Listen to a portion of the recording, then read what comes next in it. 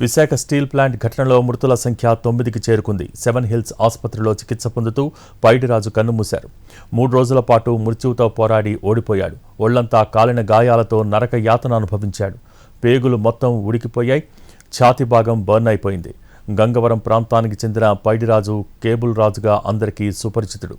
Cable business కావడంతో ఊర్లో ప్రతి గడప అతడికి తెలుసు. పైడిరాజుకు 2 కుమారులు. హాస్పిటల్ బెడ్ మీద చావుతో పోరాడుతూ తన కుటుంబం కోసం ఆరాటపడ్డ తీరు కంట తడి పెట్టించింది. చివరిసారిగా పెద్ద కొడుకుకు బాధ్యతలు అప్పగిస్తూ 4 మాటలు మాట్లాడాడు. ఇప్పుడు ఆ తండ్రి మాటలు అందరి హృదయాలను కలిచివేస్తున్నాయి.